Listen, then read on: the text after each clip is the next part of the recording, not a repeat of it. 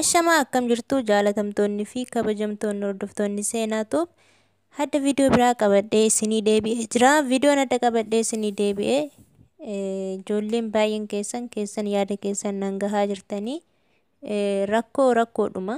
Rakkoo keessattuu yeroon isin jedhu warri Beerut keessa jirtan jechuudha.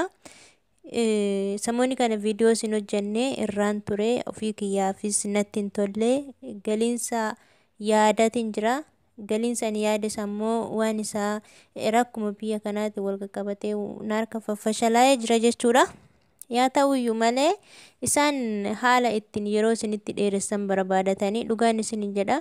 Viidiyoo tan haga dhumaatti dhaggeeffadhaa. Hiriyootan keessaniif sheer godhaa. Adaraan isin jedha. Rakkoon Beerut keessa jiru baay'ee isaa ulfaataadha. Baay'ee isaa rakkisaadha jechuudha. Kanaafi ani yeroo dura maskaramiin gala jedheeti hasaaba kiyya irratti bara haaraa kana irratti nan gala jedheetanan yaadaa tureyyuu akkasumatti itti qophaa'es ture. Garuu isaan mala ittiin achi si harkaa dheeressatan barbaadan jechuudha. Maaliif sababni isaanii yoo ati biraa kan galtu ta'e sarraatanyaan biyya kamirrayyuu Beerutin seenu irraa gala malee kan itti seenu hin jiru yeroo kanatti. Isaan immoo sila sarraatanyaa hin arganneef bakka waan wayiitiin taakkoo wayisi jala uumaniit akka as keessa turtus taasisan jechuudha. Osuma kanan ta'u tanaan dura osuma galiinsa kiyya yaadu asii baatee gara mana biraatitti jijjiirrachuu dandeessa sanaan jettee na gaafatte. Ara hin barbaadu aniin jedheeni jennaani dolaara baay'ee sii kafalama dolaara 600 500 kanatu sii kafalama naan jettaan hin barbaadu hin jedheen. Gara maatii koo galuu barbaada. Jennaan beektu wanni ta'amaa jiru wanni isaa baay'ee rakkisaadha. Yeroo ijoolleen kontiraata isaa fixatanitti akkas damoosa isaaniitu irraan fudhannetti damoosni isaanii ji'a 6 ji'a 7 ji'a 8 mucayyoo tanaan dura isinii dabarse afaan ishiit irraa kan dhageessan jechuudha. Kana yeroo irraa qabaatanitti tikeetiin keellee sii muramee dhibee sanirraa qoratamte jedhanii fuudhanii mana biraatti gurgurataa jiran. Sababni isaa maalidha?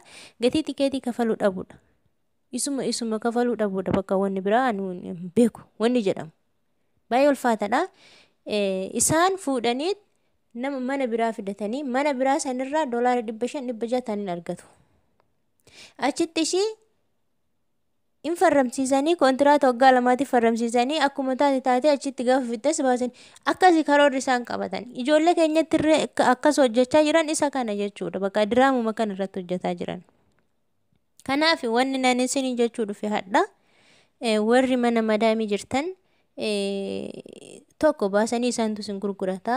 Lammaffaa ammoo tuyyuu yeroo isin kontiraata keessa fixanitti imbaasitti ni himti jechuudha ishiin.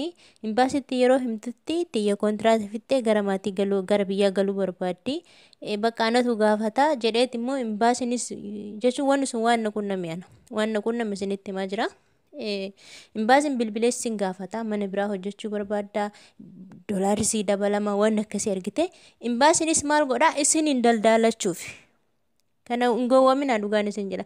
Dolaarri akkuma waliigalaatti ka biyya kana keessa hin jirre inni eessaa fuudhee hagan isinii kafala. 500 eessaa fuudhanii isinii kafalan.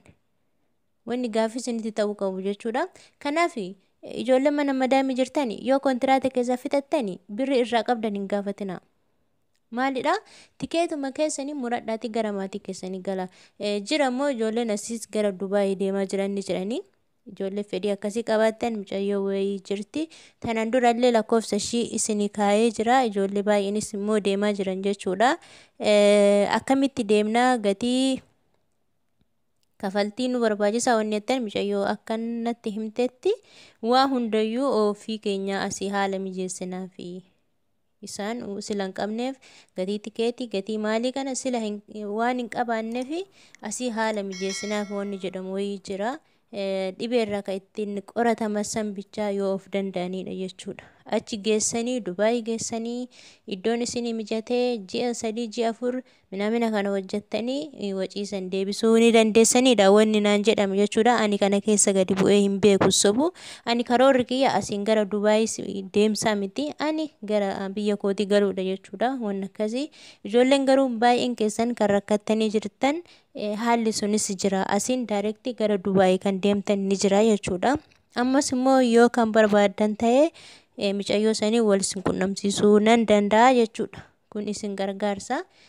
Akkasiin isin jedha maaliifi asii gara mana biraatti baatanii gurguramuu mannaa asiin Dubaay deemtanii hanga ta'een hojjechuu isinii wayyi jechuudha. As keessatti rakkachuurra wanni jedhamu falli jiru as keessatti rakkachuurra. Imbaasiin asii mana kaanii baasee mana kaanitti isin qayyaru inni jidduutti yookaan waan ta'e argataati ittiin nagaratu jechuudha. Sababni isaa maali? Amman booda sarraatanyoonni hin dhufan. Biyya kamirrayyuu Itoophiyaa haa ta'u eessa haa ta'u hin dhufan. Waan kana ta'eef kam as keessa jirtu tana jechuudha ittiin dallaalachuuf barbaadan akka hin as keessa hin galle gochuu taasisaa jiran waan ta'eef rakkoon kun akka isinirra hin geenye eenyumaafuu hin gowwoominaan isiniin jedha. Gaafa rabbi isin baasuma baatanii garuu mana sanii adaraa keessan isiniin jedha. Adaraa wanni namallee jala sararee isinitti himu mana jirtasanii mana gara mana biraatti hin qayyaratina. Lakki dolaara jira achi riyaatiyaa ishiin dolaara qabdii jechuun waan naan jedhame wanti kun wanni isin jechaa jiru. Ishiin dolaara qabdii mana san bahe hojjedhu. Gisee isin kontiraata achi fixan jechuudha. Isaan asumatti qaruuteen isaanii maal ta'ure gatii tikeetii san hin kafalan. Isumaaf wanni mana kaanitti si baasan jechuudha. Kanaaf obboleeyyan kiyyaa viidiyoo tana walii sheer godhaa keessatti dubbii tana gad hubadhaa Beerut keessaa bahaati gara maatii keessanitti galaan isiniin jedha. Rakkoo baay'ee guddaa jira isaan ofiifuu rakkoo guddaarra jiru.